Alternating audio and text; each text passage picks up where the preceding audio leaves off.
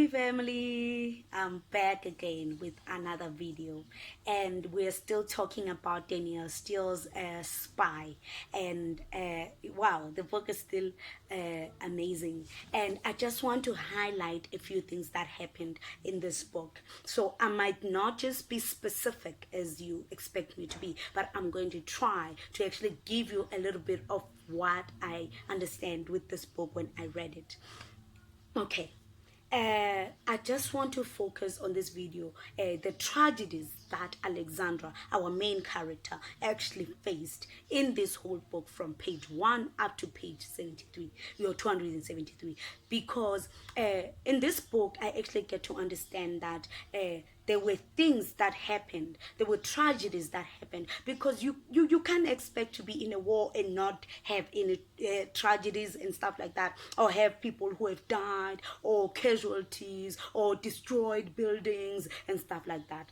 And then in this video that I'm going to talk about, I'm going to actually mention or highlight a few of the tears that Alexandra had to shed because of this war.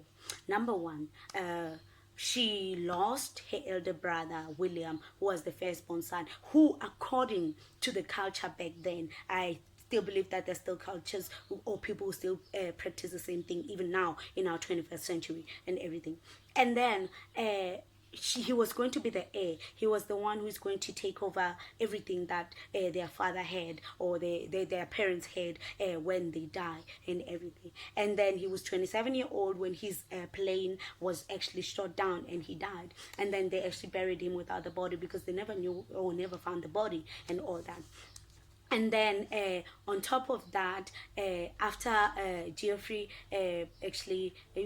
after William died, Alexandra also, when just a few years later, she also loses her other brother Geoffrey as well, or Geoff as well. And then he was also buried without the body because they couldn't find the body.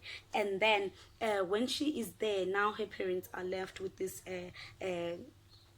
one child who's still in the war, and worse, now she's a spy, and the job that she was doing, it was very dangerous and all that. And then on top of that, she struggled with conceiving a child for them when they were in I think they were in India or China, because after that they actually had to do this diplomatic stuff after the war had ended.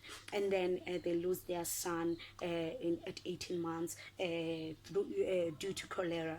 And then it was a very hard and rock place for Alexandra, because she struggled to conceive for like 3 years, and then now she has this child and she's loving him, he's amazing and everything and all that. But his life was short-lived, and he dies. And then I think part of her died with him, and she was no longer the Alexandra that Richard knew. And she, most of the times, it was like she had to be reminded that she had a reason to live, and they could actually try for another baby. And lucky for them, 5 months later they conceive another child, and then she was not actually keen on the baby and everything. And then yeah, the baby was born fine and all that. She was a girl named Sophie. And then when she was serving in India with her husband, I think India or Pakistan, no, India, I think it's India. There was this activist, I think he was running for presidency or something like that, and I forgot the name, but I remember the surname. I think his name was Khan, the surname was Khan.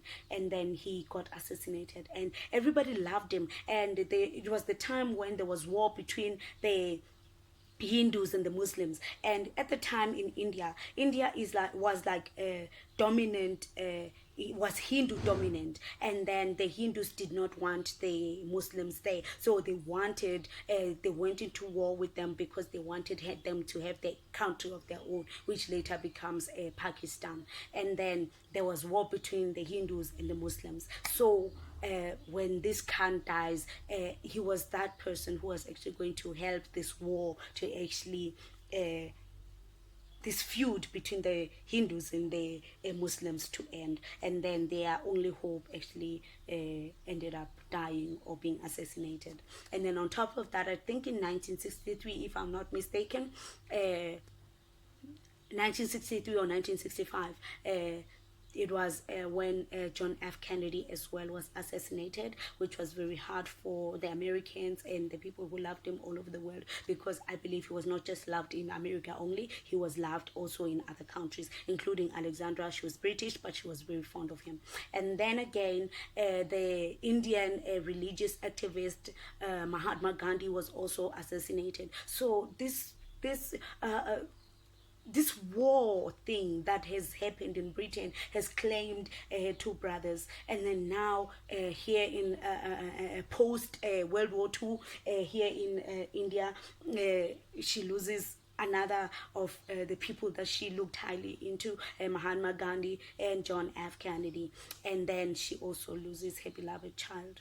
And then on top of that, her father also dies. And then when the father died, she was still pregnant with her firstborn child. So it was very hard for her to actually realize that she has lost so much in her time of being in the World War II, and also in her time of being a spy and everything. So this is just showing that nobody is immune to pain, nobody is immune to things that might happen in our lives and everything. So I just want to say thank you guys so much, and as we continue to read the book and all that, because I don't expect you to be as fast as I am or as fast as other people are, because the book, I finished it. So this is probably the last video that I'll be posting on this book and all that. Hence on this video I'm actually focusing on the tragedies that happened in the book.